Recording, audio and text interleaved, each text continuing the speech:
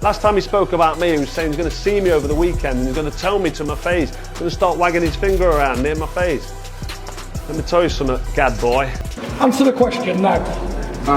Because you disappoint me and I looked up to you. I supported you. I'm trying to be honest, John. Honest? Yeah. Honest, same as you. John Fury and Tyson Fury have escalated their feud with Carl Froch, attacking him during a media event in London, United Kingdom.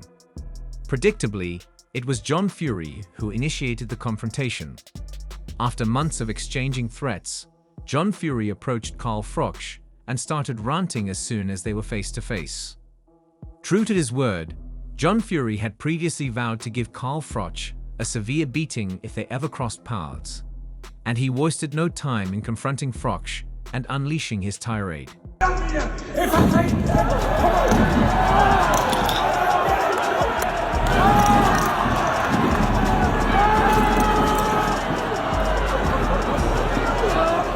John Fury ranted aggressively, threatening to destroy Carl Froch, not only in bare-knuckle boxing, his claimed area of expertise, but right then and there. The confrontation escalated into a heated exchange, with John Fury shoving Froch.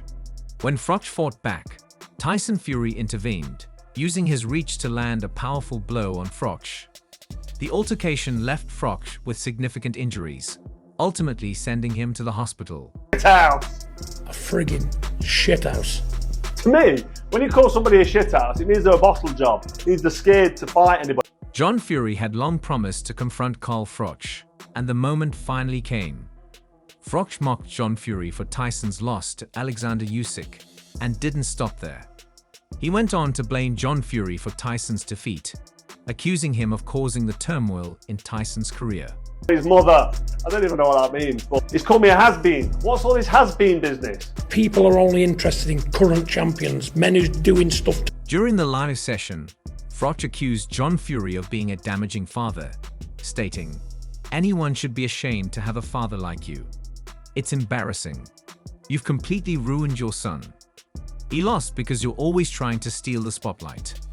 You've done the most shameful thing possible, headbutting the opposing team and shouting over your son until he lost." Lick 'em. Listen, haters are gonna hate, and the fact that Tony Bellew and Carl Froch didn't make any money out of the game. Froch fired back after John Fury claimed he had no involvement in what happened in the corner, and warned him to prepare for a serious beating. "You won't survive it, old man. You'll be on the ground before I even raise a finger," Froch shot back. Now, Tyson Fury has returned, ready to avenge his father. He blasted Carl Froch for attacking his father, questioning if Froch had ever had someone to father him. "Carl, you're a freaking idiot, and I don't blame you. You never come at my father like that. If you don't have one, don't disrespect mine. You need to know your boundaries and not cross this line, or else." Big game changer. What's his name? Ngannou. Tyson Fury against Ngannou. So a crossover fight, boxing, MMA. Been there, seen it, heard it all before. See it with Floyd Mayweather and Conor McGregor. It's a load of rubbish. Tyson Fury continued to troll Carl Froch, mocking him for suggesting he would fight John Fury for charity. "Leave my dad alone. Ignore him and meet me in the ring. I'll break your bones and feed them to the dogs, you idiot. For the record, your boxing career doesn't compare to mine." As expected, Carl Froch is likely to respond on his YouTube page, as he has done several times in the past when throwing shade at John Fury or Tyson. Months ago, Froch criticized Tyson Fury for avoiding a fight with Alexander Usyk in favor of facing Francis Ngannou. In response, former World Boxing Council heavyweight champion Tyson Fury defended his decision, explaining his choice to fight boxing debutant Ngannou in a 10-round non-title bout in Riyadh, Saudi Arabia, on October 28th. "I've just signed the biggest deal in boxing history, but I can't reveal the details right now. These media vultures keep mentioning my name to chase clickbait, but let me tell you, without me, there is no boxing. I run the game," Tyson Fury declared. In response, Froch fired back, accusing Fury of disrespecting the sport and criticizing his attitude and behavior. Carl Froch made it clear on his YouTube channel, Froch on fighting that he wasn't impressed by Tyson Fury's recent comments and claims of dominating the boxing world. In a detailed response, Froch pointed out that talking about money in the sport of boxing is not classy and took a moment to reflect on his own career. "It's not classy to talk about money at all," Froch began. "Tony and I have done all right. We've come out of the sport with our health intact, we're financially free, and we're in a good place both physically and mentally. That's the most important thing when you look back at a boxing career. Knowing you've left the ring in one piece and that you've set yourself up for the future.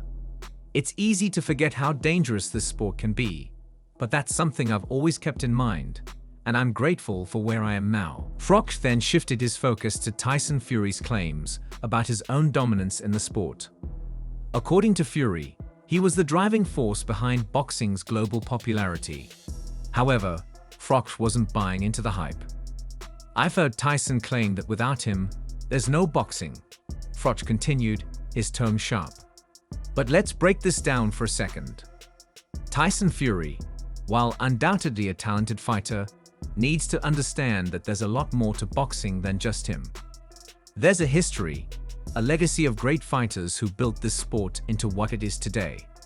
Just because you sign some big deal or headline a few massive events doesn't mean you're the be-all and end-all of the sport. The media can hype you all they want, but in the end, it's about who you've beaten and the legacy you leave behind. And when it comes to Tyson Fury's record, that's where I have a problem." Froch didn't mince words as he compared their careers, noting that while Fury boasted about his achievements, his list of wins against world champions didn't stack up against Froch's own impressive resume. "I'm an average fighter, but your record doesn't stack up against mine. It just doesn't," Froch said. "Look at your career. 4 wins over world champions. Steve Cunningham, an aging cruiserweight who was way past his best. Vladimir Klitschko, in a fight that most people would call a real stinker. And then Deontay Wilder 3 times, with 2 wins out of those 3 bouts. I'll give you credit for those victories, but you've never beaten the absolute best out there in their prime. That's something I did, over and over again." Froch went on to break down his own achievements, emphasizing the difference in the caliber of opponents he had faced and defeated. "I've got 11 wins over world champions." 11, Froch reiterated. "You can list all the big names Tyson's fought, but I've taken on the toughest, most dangerous fighters of my era, and I've consistently come out on top.